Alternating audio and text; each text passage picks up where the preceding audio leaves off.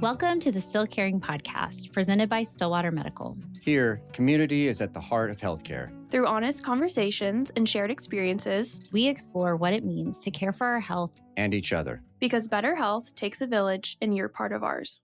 Hello and welcome to Still Caring. I am Abby Fox, the PR and Marketing Manager at Stillwater Medical Center, and I am joined by Shyla Eggers, a familiar face for many of you. Shyla, tell us a little bit about yourself and when Stillwater became home for you. Well, I've been around a while. As you know, I started toward the end of 1999 when the biggest concern at that point was Y2K and would everything shut down. Wow, have things changed since then. So I started my role and spent nearly 25 years as a public relations and marketing director.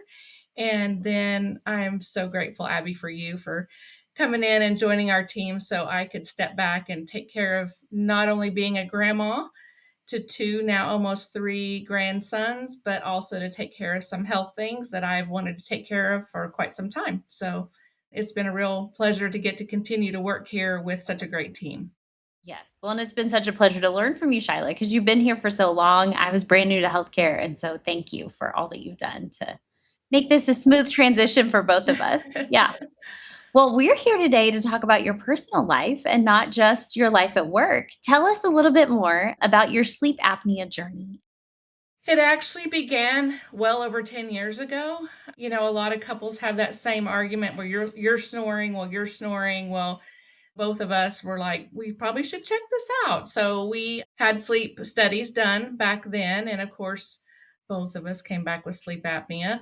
I tried to use a sleep machine for probably a very short amount of time. And at that time, it was pretty mild.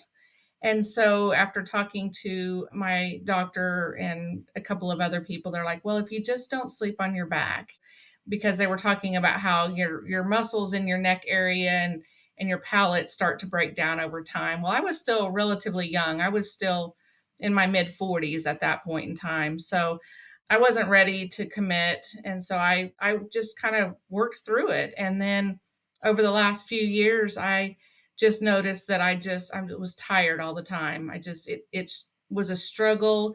My mental clarity seemed like it was suffering a little bit. I just couldn't get over the feeling of being tired all the time. So I made the commitment after I had traveled with my daughter, and she said, "Mom, you're not breathing in the night. You stop breathing and it's very scary." So I'm like, you know what? It's time. Like I said, I have a reason to want to make sure I'm around for a very long time. And I knew the seriousness of sleep apnea. So even before I went in to have my testing done this go around, I had started marketing Stillwater Medical's new, at the time, procedure called Inspire. And I can tell you the minute that the team at Inspire walked in my office and started telling me about this technology, I was intrigued, I was hopeful, and I was just thinking this might be the answer for me. So, long story short, within the last year, I had another sleep study done. And of course, my sleep apnea had gotten worse. And I can tell you that the sleep studies, they do them at home now. I mean, it can be either way depending on who you are, but it's like wearing an Apple Watch to sleep. That's amazing. That is so easy. I mean, compared to like coming up to the hospital and doing it there, which we still do that too, We right? still have to do that in some instances. So I got the sleep study, I got the results, I molded over. I said, you know what, I have to try to go back on the sleep machine. I did that and I gave it my best effort, but being monitored, you're monitored through a sleep apnea machine as well. And I was still having 14 episodes an hour where I would stop breathing. So, Is that a CPAP that you're talking about, the sleep machine? Okay. So it kind of goes over your face and it helps you kind of breathe. Okay. yes. So even with the CPAP, the forced air wasn't enough for me to get any relief. And so I did further conversations with Dr. MD, our sleep medicine physician, and he recommended I see Dr. Golf and start the procedure of finding out if I would qualify for Inspire. And so I did that. And that process there's a few phases, but it's fairly simple. You go in, You have a sleep endoscopy where they just put you to sleep for about 15 minutes. They run a scope down. They want to see how your tongue is falling when you fall asleep.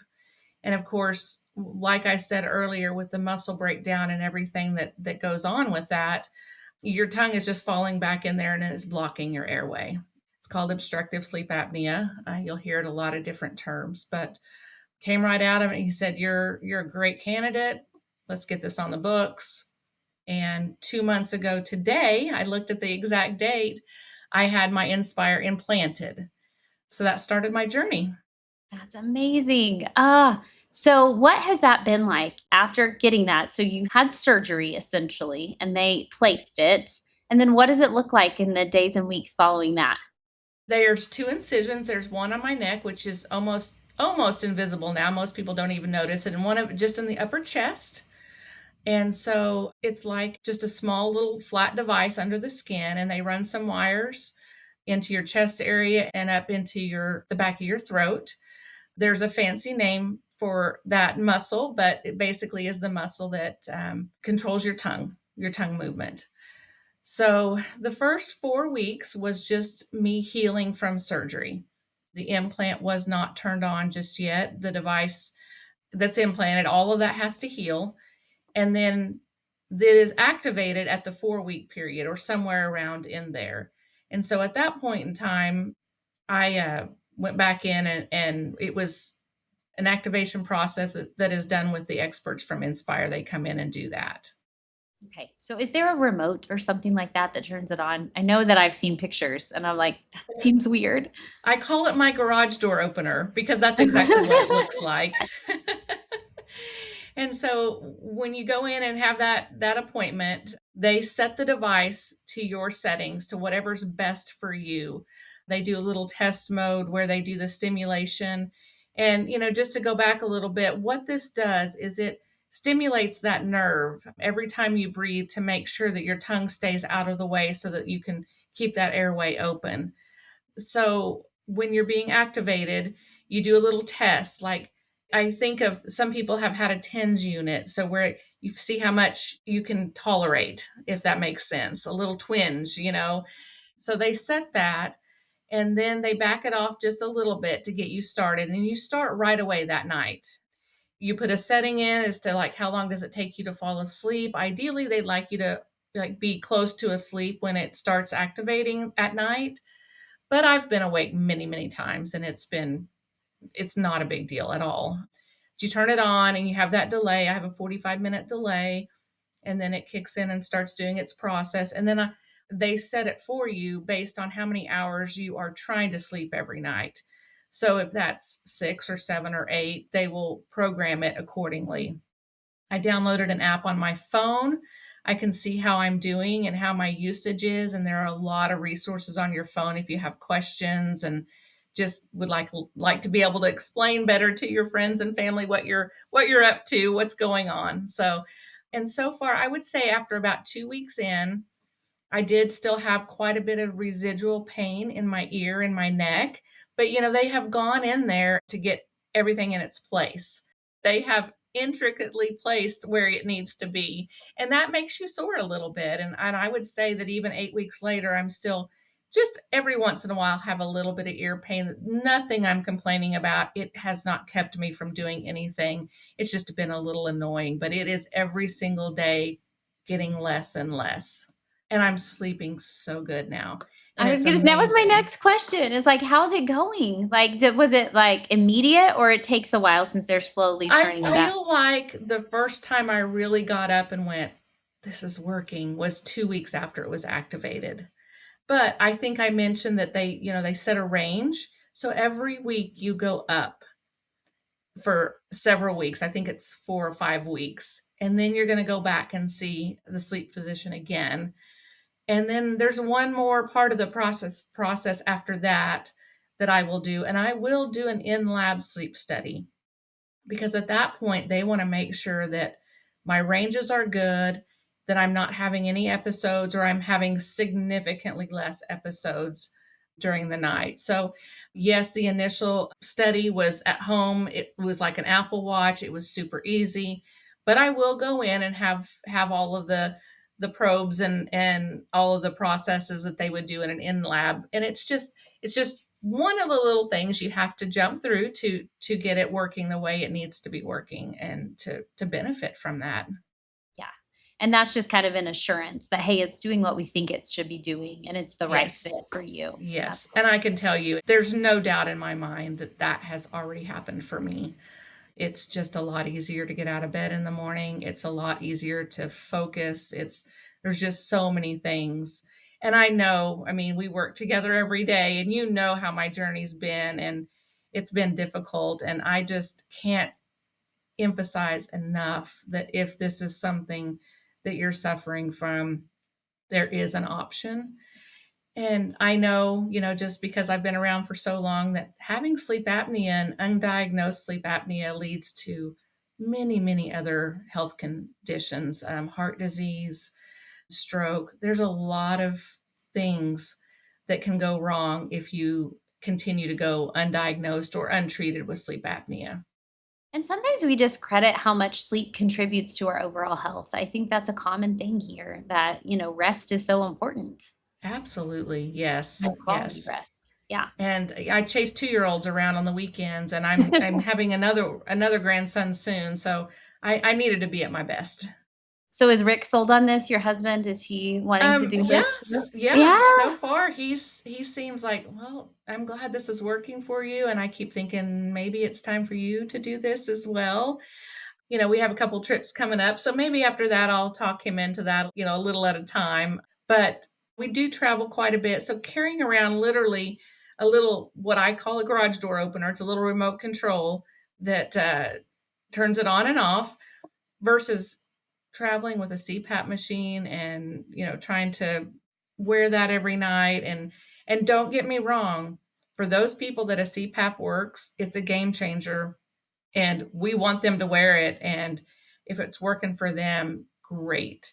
If it's not working for them, I would encourage you to talk to your doctor or make an appointment with a sleep medicine physician or even just Dr. Goff and just kind of get the lowdown on what Inspire is all about and how it can help.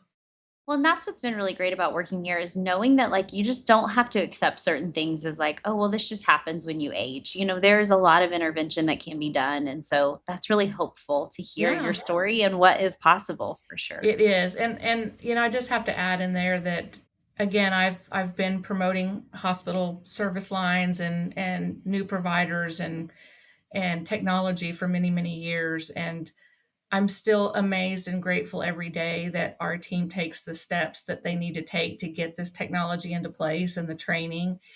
And I used to know everybody when I got here. We had 450 people. You very well know we hover around 2,000 most of the time. And so to be able to go in and have the procedure and see and be cared for by people that I didn't know one on one and to get the care that I received and the recovery and the support after I went home has been just amazing. And I just can't stress enough how good that made me feel knowing I have been out there telling other people how great our teams are because I know they are. And now when I get to see it firsthand and live it, it's very rewarding for me.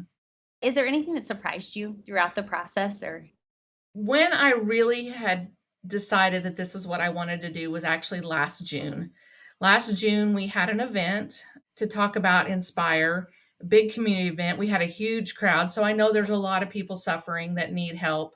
And a gentleman came in from Oklahoma City and he gave his testimony on having the procedure and the outcome. And he was so convincing. I was so drawn to the fact that, wow, this has made a difference in his life. And so that's kind of where I was really like, I need to do this. And so, but one of the things that they were laughing about, made little jokes about were, well, you need to turn it off when you get up because sometimes when it's on and you're awake, your tongue will just stick out of your mouth. And I was like, well, that's weird. And I couldn't get over that statement. I'm like, so my husband would joke around. He's like, am I going to get a remote? Like, can I just, turn it on and see you do silly things? That's not the case at all. I get up pretty much every night without turning it off. You can pause it in the night. I get up every night pretty much and go to the restroom and go right back to sleep, and I never turn it off. It can be a little bit difficult to talk sometimes, but I thought it would be more powerful. And sometimes I'm like, is this thing on? Because you can feel it just a little bit in this area. And I think what's surprising me is, first of all, I thought it would be a little bit painful, and it's not at all. I also thought, again, I was a little bit worried, like, what's it going to do when I wake up? Is it really going to do crazy things? And it doesn't.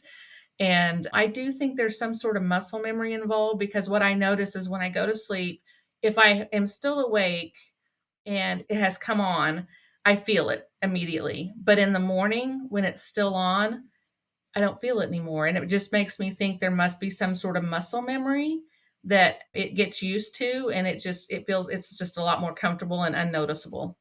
Okay, well, we are ending all of our podcast conversations with a challenge to care. So, Shyla, if you had a challenge that you would give our listeners, something they can do for their personal health or for community health, what would your challenge to care be? I would just say, number one, it is an easy process to see a primary care once a year. And we have so many conversations about how do we get people to do that. But the best source to keep your overall health in great shape is to see a primary care. Ours are so thorough and so invested in taking care of their patients.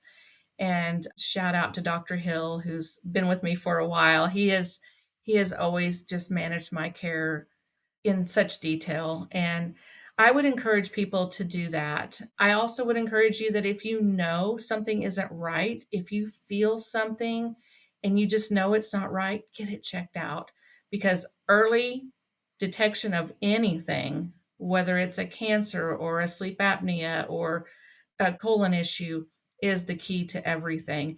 But I will tell you that it starts with your primary care. And so I challenge everybody, if you haven't seen your primary care in the last year, to make your appointment.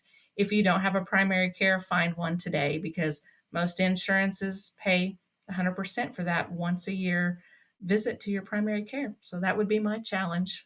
And it's worth taking the time. I think sometimes it's just like, oh, I don't have time to do that one more thing. But you never know when that one more thing can mean that you have a lot more time left, with Absolutely. good quality Yes. health. So, anything else you wanted to share today that we haven't chatted about, Shyla? I do want to say that we do have another event coming up to learn more about Inspire on June the 2nd. So be following our Facebook page and our website, and we'll have some links there where you can RSVP and come to our event and just learn more firsthand from the experts. I love that. And it is very information focused. It's just giving you kind of the facts about what this is. So if that's something you're interested in, yes, I think that would be a fabulous opportunity for our listeners. All right. Well, thanks for being with us today, Shyla. We really Thanks, appreciate Abby, you. for letting me tell my story. I'll tell it anywhere and everywhere I can. So Absolutely. That's why we love you, so Shyla. much. All right. Yeah. Bye. Thank you. Bye-bye.